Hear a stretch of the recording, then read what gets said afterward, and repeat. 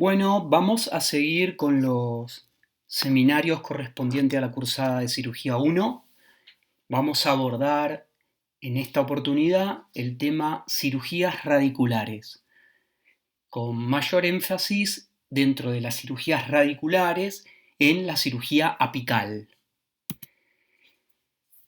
Y denominamos a estas cirugías que son complementarias a otras disciplinas, en este caso a la disciplina endodoncia, como un conjunto de intervenciones que se encuentran relacionadas íntimamente con la endodoncia, que involucran obviamente el tratamiento quirúrgico de una porción de la raíz o de la raíz entera y tienen como objetivo mantener la mayor parte del diente causal del problema en la cavidad bucal y eliminar la porción de la pieza dentaria que está generando el problema. Decíamos que es una cirugía interdisciplinaria.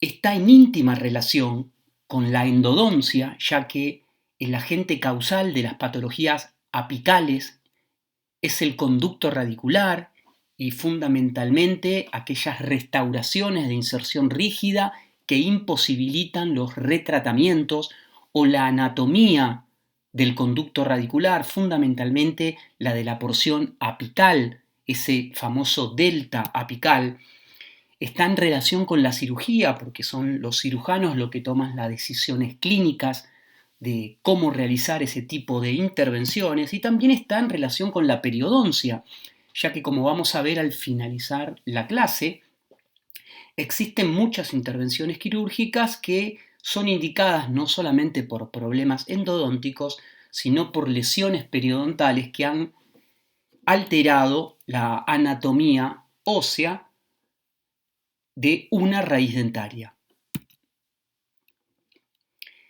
Tenemos algunas técnicas quirúrgicas que vamos a mencionar que son las más frecuentes. Es verdad que muchas de ellas ya están en desuso, no tienen la aplicación de años atrás. Digamos que el advenimiento de la implantología y sus altos niveles de éxito, sus estándares de oseointegración y de mejoramiento en la estética, han permitido que sea el gold standard en los tratamientos de reemplazo de piezas dentarias. No obstante, no nos tenemos que olvidar que existen una serie de cirugías que están en relación a mantener la pieza dentaria, ya sea porque el paciente tenga imposibilidades económicas de afrontar un tratamiento mucho más costoso, o ya sea porque uno desea prolongar la vida de esa pieza dentaria en la cavidad bucal. Y esas cirugías, decíamos, son fundamentalmente la cirugía apical, también últimamente denominada cirugía endodóntica. Van a encontrarle actualmente como microcirugía apical, ya que el advenimiento de técnicas de amplificación de imágenes llevan sus estándares internacionales a elevadísimos niveles de aprobación. Vamos a tener también otra cirugía que denominamos radectomía, hemisección con exodoncia y la odontosección conservadora, también denominada bicuspidación. Estas tres cirugías, la radectomía, la hemisección con exodoncia y la odontosección o bicuspidación, son cirugías que están en relación a los tratamientos periodontales, y la cirugía apical o cirugía endodóntica es una cirugía que está en relación con los tratamientos endodónticos. Vamos a iniciar ahora el tratamiento de las cirugías apicales. Vamos a destinarle mucho más tiempo a la clase, ya que son las cirugías que se realizan con más asiduidad. Son cirugías que se realizan hace muchísimos años en la cirugía odontológica, que han tenido su primer auge en la década del 50, en la década del 60 del siglo pasado, pero que se realizaban con un criterio técnico y un criterio biológico que con el correr de los años empezó a ofrecer muchos fracasos y que hizo que a partir de la década del 80, principios de los 90, quedara como una técnica en desuso. No obstante, a mediados de los años 90 del siglo pasado, una fuerte corriente reavivó otra vez con nuevos criterios biológicos y nuevas técnicas quirúrgicas que incluían materiales específicos e instrumental específico para su realización, llevaron esos niveles que en la década del 50, 60, 70 llevaban el éxito de esta cirugía a un 50, 60%, hasta niveles superiores al 90% de éxito después de 5 años en la curación de los problemas que trataba. Y es así que hace 15, 20 años otra vez esta cirugía empieza a tener un énfasis muy importante porque posibilita salvar una pieza dentaria que de otras maneras hubiera estado destinada a ser eliminada. Y denominábamos a estas cirugías apicales, también denominadas cirugías endodónticas, como aquellos procedimientos quirúrgicos que tienen como objetivo eliminar una lesión ápico-periapical y mantener el resto de la estructura radicular y fundamentalmente la estructura coronaria. Es decir, que una vez que se elimina el problema apical, el resto de la pieza dentaria en curación puede mantenerse fija en la arcada. Y tiene distintos tipos de indicaciones. No hay que perder de vista que no es una cirugía que se realiza cuando un paciente aparece con un problema periapical, sino que la indicación es cuando el tratamiento endodóntico fracasó, cuando no puede realizarse un nuevo tratamiento endodóntico por distintos motivos que vamos a ver, pero que de ninguna manera tiene una indicación inicial. Siempre hay herramientas previas para poder tratarlas. Sabemos claramente que el 90% de los problemas ápico-radiculares pueden ser solucionados con un tratamiento endodóntico. El otro 10%, a veces cuando no cura, podrían llegar a tener una indicación quirúrgica. A ver, y tenemos algunas indicaciones que son bien precisas, vamos a verlas. Primero es la imposibilidad de realizar una correcta obturación endodóntica, es decir, nuestro endodoncista realiza la endodoncia, pero no puede realizar la preparación perfecta, ya sea porque existe esto, ¿se acuerdan? Que es el delta apical, que cuando el endodoncista tiene expertise puede llegar a obturarlo en forma adecuada, pero existen un montón de otros conductos laterales, accesorios, que muchas veces, independientemente, como en este caso, que se genere la preparación y la obturación correcta del conducto central, algún conducto lateral, como se puede ver en esta microscopía electrónica de barrido, puede hacer que el problema en la región periapical persista. Otra situación puede ser que cuando los conductos están calcificados o son conductos estrechos que las limas no puedan llegar a realizar correctamente la limpieza.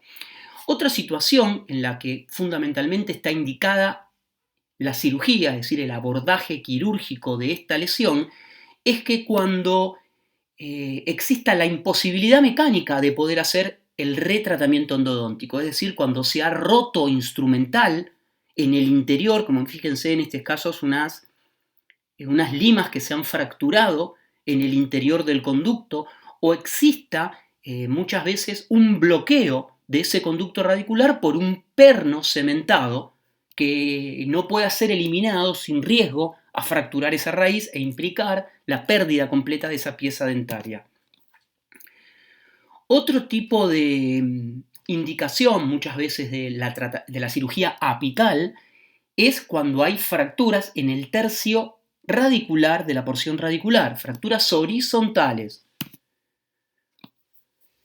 También están indicadas cuando existen perforaciones, es decir, tratamientos endodónticos que han sido inefectivos, que han realizado de alguna manera praxis equivocadas y han realizado la perforación lateral en la porción del tercio radicular, del tercio apical radicular. Otra situación en la que están también indicadas las cirugías apicales para eliminar estas lesiones es que cuando, aún después de haberse realizado correctamente un tratamiento endodóntico, la lesión periapical no se reduce o aumenta de tamaño. Cuando nosotros tenemos imagen radiográfica de excelente tratamiento endodóntico, conocemos al endodoncista que lo realizó, no obstante, las lesiones periapicales persisten o aumentan de tamaño, no hay que insistir de vuelta con el retratamiento, sino que se puede abordar directamente esta lesión mediante una cirugía. Otro tipo de indicación que podemos tener es cuando hay sobreobturación endodóntica y cuando esta sobreobturación irrite los tejidos periapicales, es decir, cuando se utilicen materiales que no sean reabsorbibles o cuando la gutapercha ha excedido los límites del límite del límite cementario, ya esté directamente incluida en el tejido óseo, no se reabsorba y genere una irritación que genera síntomas al paciente. Esta es otra característica clínica a tener en cuenta. Cuando no hay patología, hay que tener en cuenta la clínica, y la clínica en este caso es soberana. Si nosotros nos encontramos con una imagen de esta característica, pero el paciente no tiene dolor, lo más probable es que pueda tener toda su vida sin ningún inconveniente y no haya que hacer ningún tipo de tratamiento quirúrgico.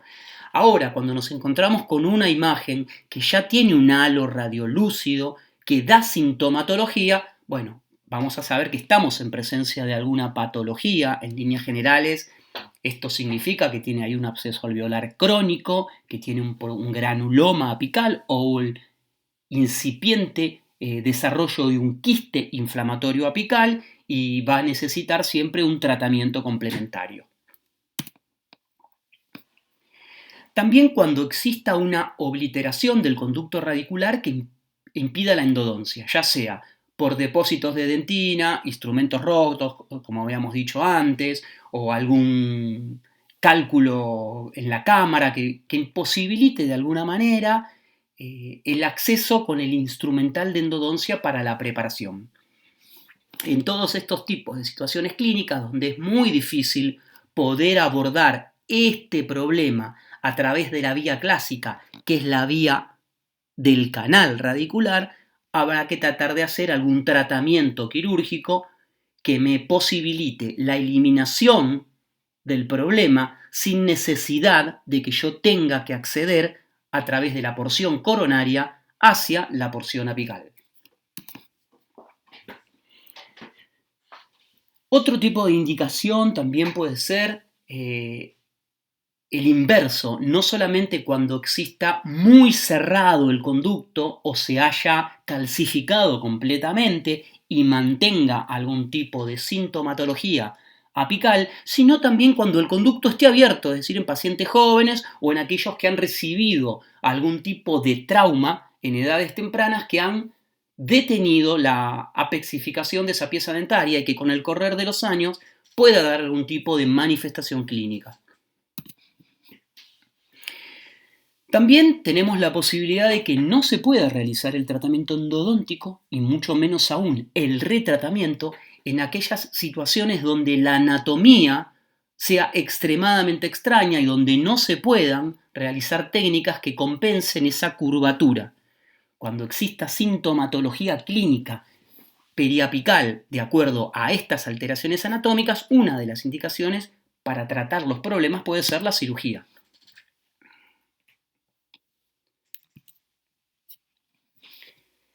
Dentro de las contraindicaciones, es decir, aquellas situaciones que impidan el tratamiento quirúrgico, vamos a tener aquellas que son de orden general, es decir, aquellas enfermedades sistémicas que imposibilitarían cualquier tipo de intervención quirúrgica. Pero también vamos a tener contraindicaciones locales que están en relación a piezas dentarias que ya tengan enfermedad periodontal. Si considero que la cirugía apical va a eliminar una porción del ápice de la pieza dentaria, si el resto de la estructura radicular ya no tiene soporte óseo, lo más probable es que esa pieza se movilice mucho más. Es decir, que en casos de enfermedad periodontal avanzada, la cirugía apical está contraindicada. También está contraindicada cuando los elementos nobles o elementos anatómicos tengan algún tipo de relación íntima con el ápice radicular y su eliminación implicaría un riesgo para esas estructuras.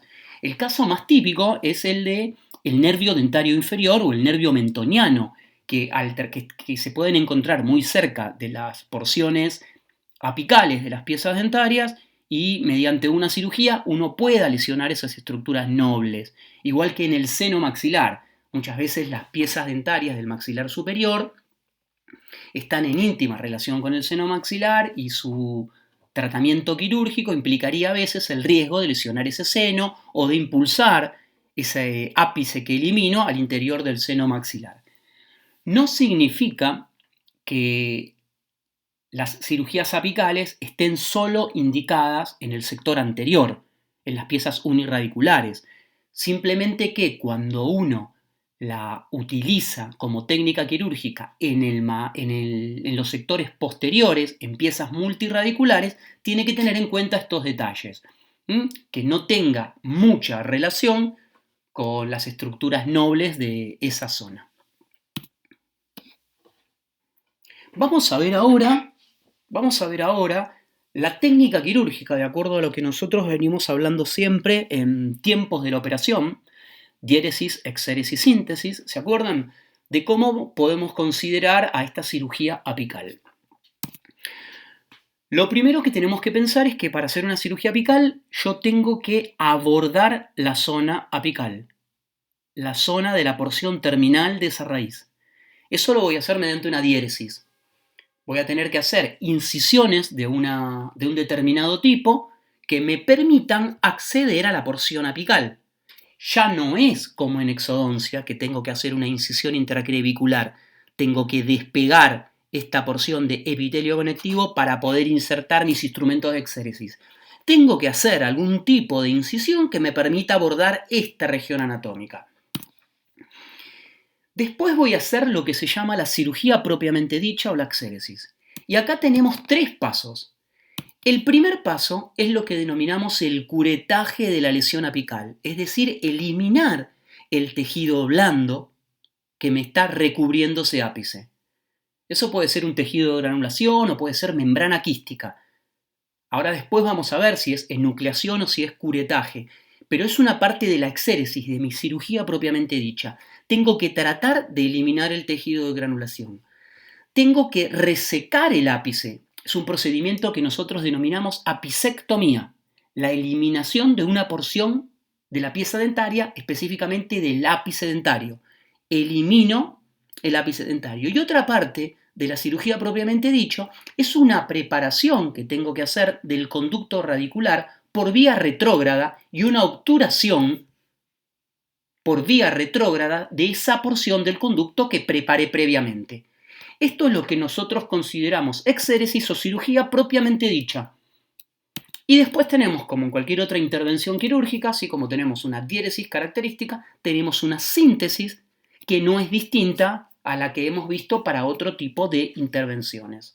Entonces dijimos, resumiendo, tenemos un abordaje, una diéresis, tenemos algunas características en las incisiones que vamos a tener que realizar, tenemos una cirugía propiamente dicha que empieza con la eliminación del tejido blando, que sigue con la eliminación del ápice y otra rectificación por si en la porción palatina de donde estaba ese ápice aparece nuevo tejido infectado, y después una preparación y una obturación por vía retrógrada de ese conducto radicular que en definitiva es el que me trajo el problema para llevar a este paciente a una cirugía con este tipo de abordaje. Bien, dijimos que lo primero que tenemos que hacer es definir una vía de abordaje quirúrgica para poder llegar a esta porción, a la porción apical. Y tenemos distintos tipos de intervenciones. ¿Se acuerdan como vimos en la clase de diéresis? Una de las primeros diseños de colgajo que tenemos es el colgajo de Wasmund, un colgajo trapezoidal que me permite acceder a la porción radicular. ¿Qué beneficio tiene? Y poder acceder una o dos raíces. Me permite posibilidad de ser amplio. Colgajo de Wasmund. También teníamos el colgajo de Parch, con esa incisión semilunar, ¿recuerdan? Que a diferencia del colgajo de Wasmund está más diseñado para tratar defectos en una pieza dentaria.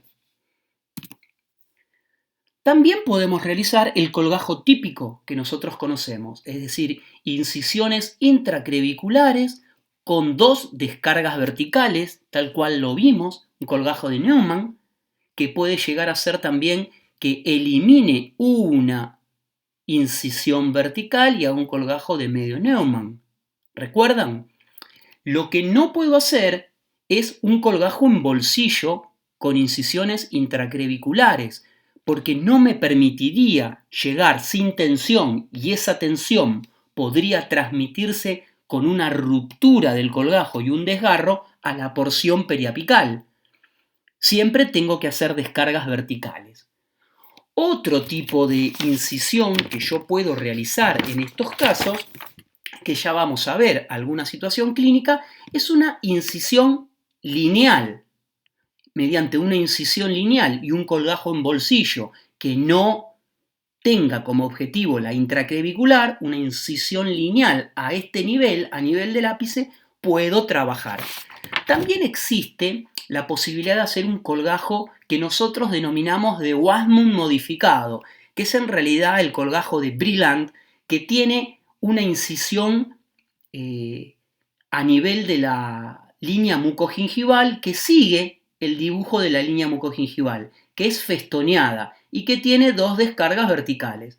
Es decir, es muy parecido al de Neumann, pero en cambio de ser intracrevicular, viene acá a nivel de la línea mucogingival, donde se separa la encía insertada de la encía alveolar. Yo voy realizando una incisión con la muesca del festón de esas piezas dentarias y hago dos descargas verticales. El nombre de ese colgajo es el colgajo de Freeland, nosotros lo denominamos el colgajo de Wasmund modificado. ¿Por qué? Para no generar confusiones, porque es como un colgajo de Wasmund, pero que en cambio de tener su incisión horizontal lisa, la tiene con forma de festón.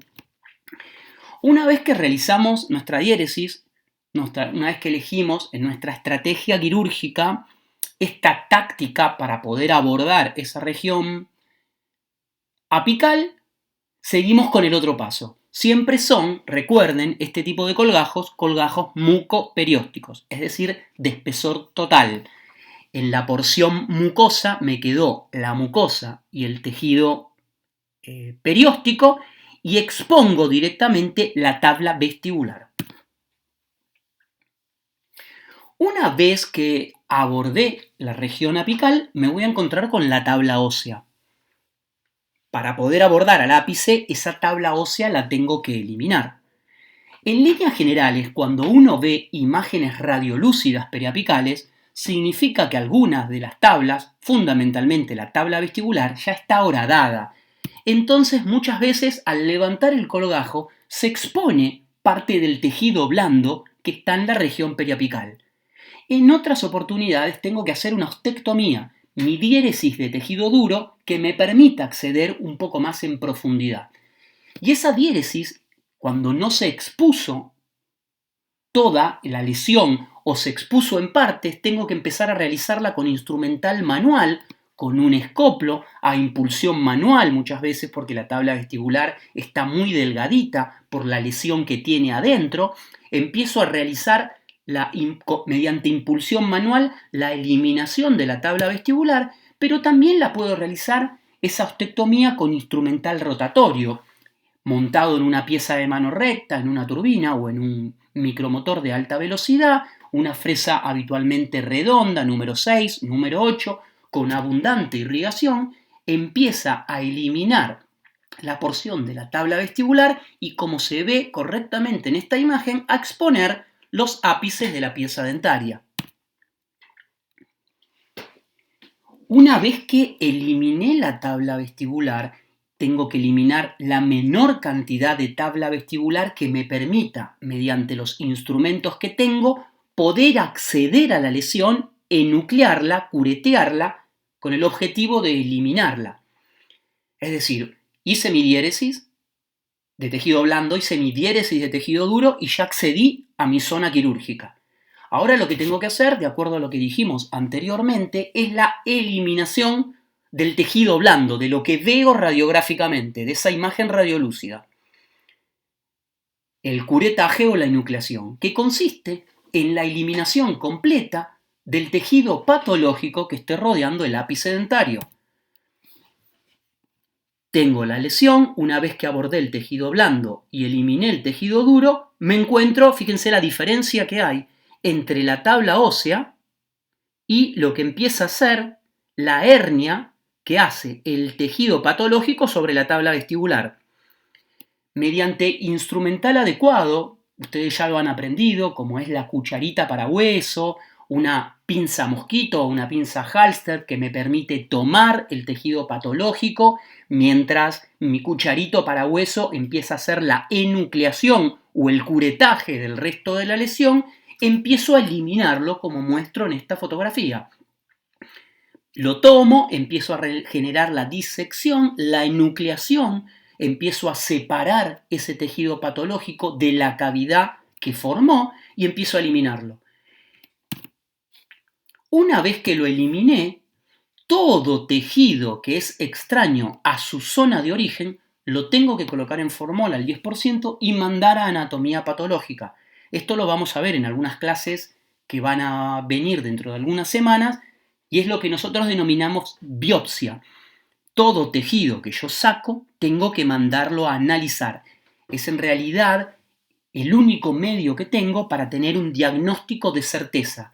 Yo puedo ver imágenes radiolúcidas, periapicales y puedo suponer, de acuerdo a mi experiencia, de acuerdo a las características clínicas y a las características de esas imágenes, si es un granuloma periapical, si empezó a crecer y tiene una imagen de quiste inflamatorio, pero el resultado final de diagnóstico me lo da la anatomía patológica. Entonces todo lo que saco, fundamentalmente este tejido blando, lo mando a analizar.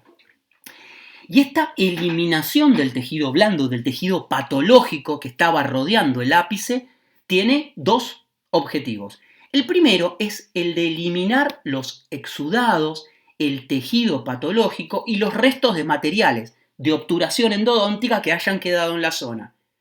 Y el segundo objetivo es poder visualizar correctamente la porción radicular que estaba rodeada por este tejido, de tal manera de poder hacer los otros pasos de la cirugía radicular, de la cirugía propiamente dicha, que son la apicectomía, la resección del ápice, y el tratamiento y la obturación por vía retrógrada de esa porción radicular que en definitiva, insisto, fue la que me generó el problema para que el paciente venga con un cuadro patológico en esta región. Entonces dijimos dos objetivos, estos dos objetivos tiene eliminar el tejido blando. ¿Lo elimino todo en esta situación? No, lo más probable que no, que yo elimine gran parte y que cuando corte el ápice pueda acceder a la región palatina que el ápice me impedía en forma física y poder seguir realizando enucleación o curetaje de tejido blando. Fíjense acá, un caso bien típico de cómo estos objetivos se cumplen. Una vez que yo identifiqué el problema, fíjense, pacientes que tenían la colocación de postes de fibra de vidrio que hacían imposible el retratamiento, tratamientos de endodoncia que parecían relativamente correctos, sin embargo que tenían una patología apical que empezaba a dar manifestaciones clínicas. ¿Por qué insisto en lo de las manifestaciones clínicas? Porque existe la posibilidad de que esta imagen no sea patológica, que esta imagen sea una cicatriz de tejido blando que se ha asentado en el tejido óseo y que siempre se va a ver radiolúcida. Eso habitualmente ocurre, por eso es importante preguntarle a nuestros pacientes si ya fue intervenido quirúrgicamente en esta región, porque hay una entidad que se llama tunelización. La tunelización es cuando una cicatriz de tejido blando, curativa, abarca toda la zona donde anteriormente estaba la lesión.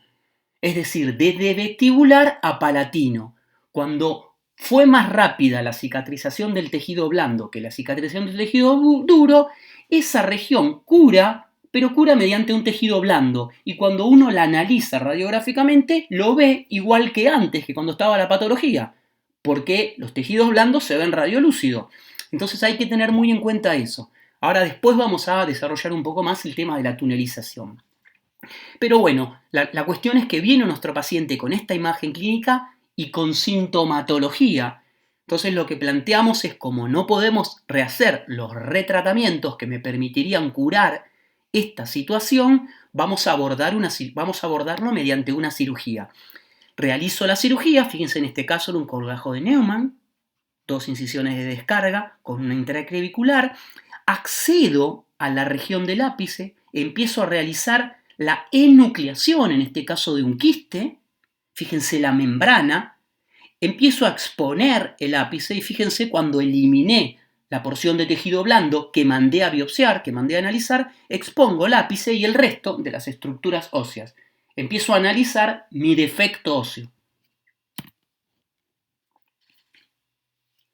Una vez que eliminé el tejido blando, voy a realizar el otro paso de la cirugía propiamente dicha, que es la resección del ápice radicular, lo que nosotros denominamos apicectomía, y que consiste en la eliminación de al menos e idealmente 3 milímetros del ápice radicular. 3 milímetros del ápice radicular. Se hace mediante instrumental ultrasónico, idealmente, o mediante una fresa de fisura que va a estar colocada perpendicular al eje mayor del diente. Es decir, realizar un corte que va de 0 a 10 grados con respecto al eje perpendicular de esa pieza dentaria. De 0 a 10 grados. Y corta 3 milímetros. No es un corte caprichoso, corta 3 milímetros porque la gran cantidad o la mayor cantidad, casi el 95% de los conductos laterales o accesorios se encuentran hasta 3 milímetros del ápice radicular.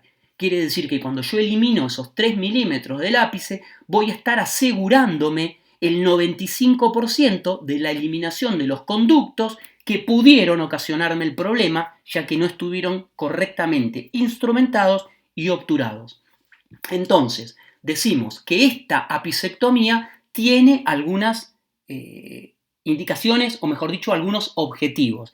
El principal objetivo es eliminar los conductos accesorios, el delta apical o la porción no obturada, que habitualmente es la que está más arriba, con estos 3 milímetros. Tiene otro objetivo también, que una vez que yo la elimino, puedo acceder a la región posterior, a la región palatina de esos 3 milímetros, que fíjense, como en este caso, estaba todo limpio, pero por detrás del ápice ven que hay más, está más rojito, está más colorado. Eso significa que ahí hay tejido de granulación que había quedado adherido a la porción radicular. Entonces ahora lo puedo eliminar. No dejo residuos de patología.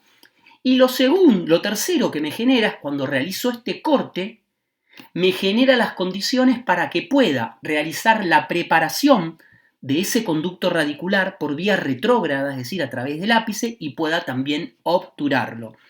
Y este es el otro paso de nuestra cirugía propiamente dicha, lo que denominamos el tratamiento de los sustratos. Esto es un procedimiento que puede llegar a ser optativo, pero a nosotros nos parece interesante, una vez que realizamos la toilette de la herida, la eliminación del tejido blando, y cortamos el ápice, realizar lo que denominamos el tratamiento de los sustratos. Tratar la porción radicular con el cemento que ha quedado expuesto en ese defecto óseo, trabajar sobre las superficies óseas, y eso lo hacemos mediante la aplicación de minociclinas o algunos otros productos que se colocan durante 20 segundos, se lavan y me permiten que la zona quede más limpia. Tienen como objetivo generar algún grado de antisepsia, ya que son antimicrobianos, y mediante la quelación favorecen la cicatrización. Pero insisto, el tratamiento de los sustratos es un paso optativo. Los otros dos anteriores eran pasos obligatorios, igual que este, que es la preparación retrógrada.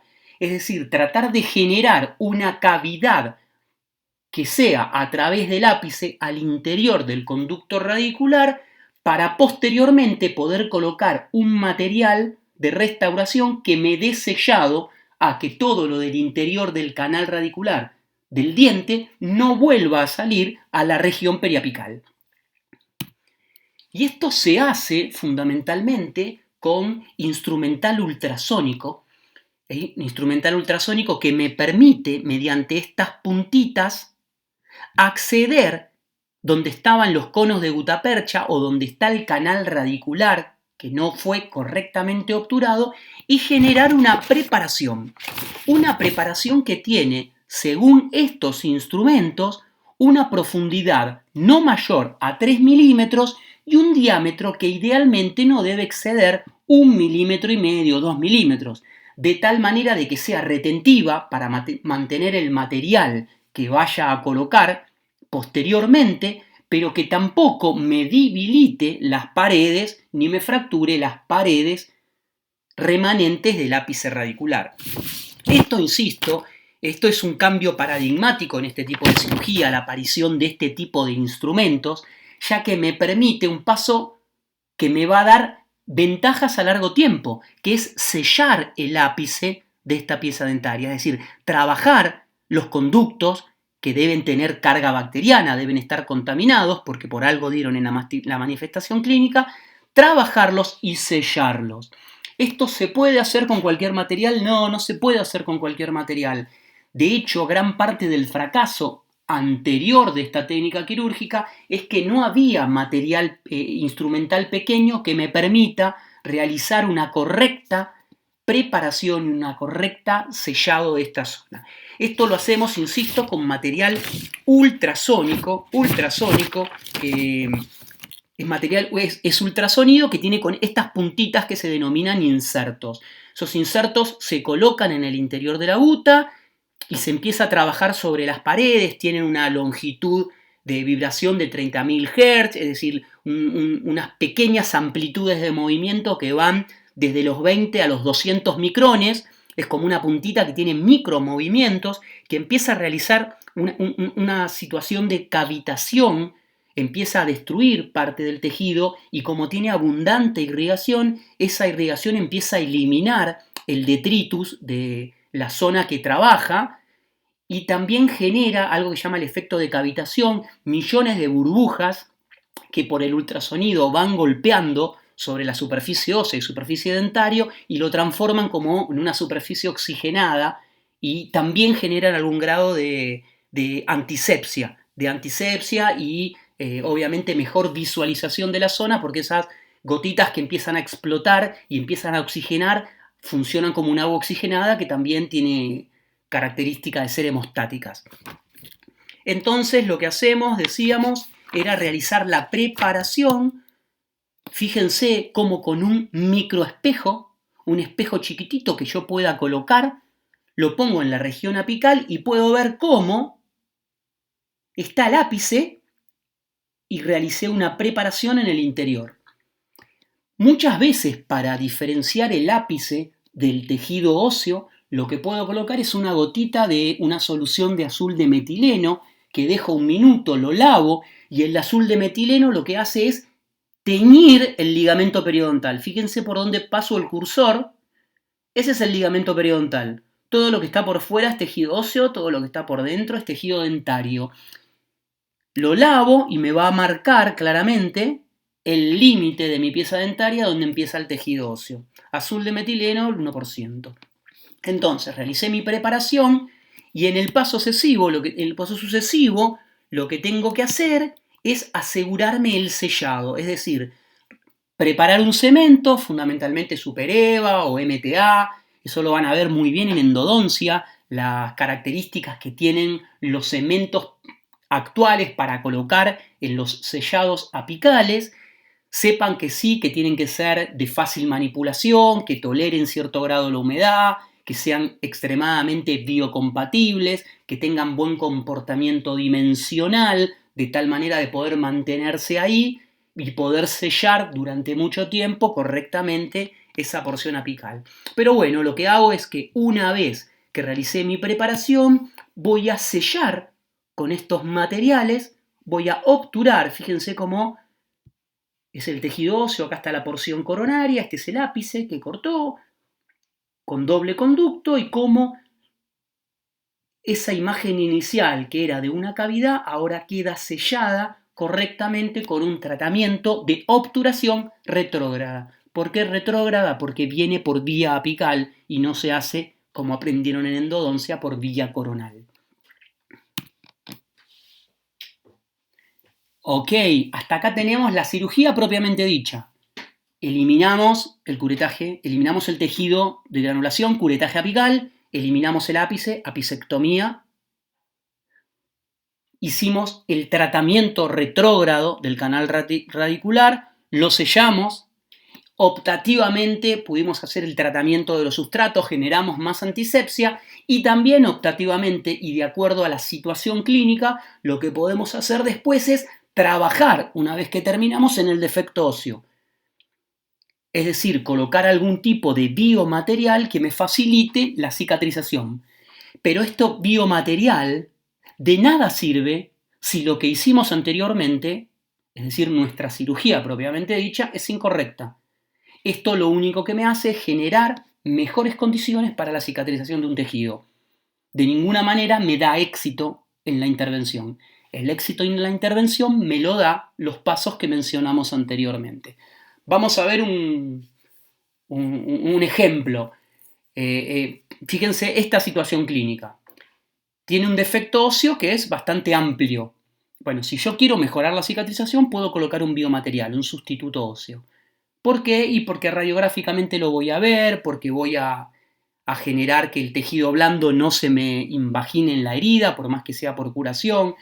Cuando nosotros recomendamos siempre la utilización de un injerto, es para que no pase esto que decíamos, la tunelización. Es decir, que este defecto óseo que empieza en vestibular no sea igual en palatino. Es decir, que si yo no levante un colgajo en palatino, pueda pasar mi instrumento desde vestibular y sacarlo por el paladar. Cuando no hay ninguna de las tablas, este defecto óseo ya no va a tener 3 paredes, va a tener solamente las paredes laterales.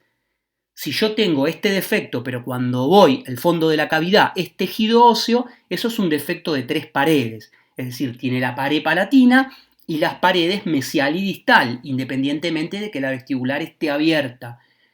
Pero si yo la pared palatina no la tengo, es tejido blando, es decir, es mi mucosa palatina, porque atravesé, la lesión me comió, o me reabsorbió, mejor dicho, la tabla vestibular y la tabla palatina. Es importante colocar un injerto que llegue desde palatino hasta vestibular de tal manera de que impida que una cicatriz de tejido blando se meta en esta zona y me dé radiográficamente a distancia la imagen de patología, lo que mencionábamos anteriormente. Al colocar un injerto, yo evito que el tejido blando se hernie o colapse sobre la lesión y siempre voy a ver, en tanto y en cuanto esté curado, una imagen radiopaca, que es la imagen que me dan este tipo de materiales. Insisto, el tratamiento del defecto óseo es una cuestión optativa, es una cuestión que van a ver a medida que crezcan en la carrera, que vayan aprendiendo cómo identificar distintos tipos de defectos óseos, pero de ninguna manera es un procedimiento que garantice el éxito del tratamiento. El éxito del tratamiento a largo plazo, ya sea que cicatrice por tejido blando o con una reparación ósea, que es lo que yo busco, con tejido óseo, son los pasos que vimos anteriormente.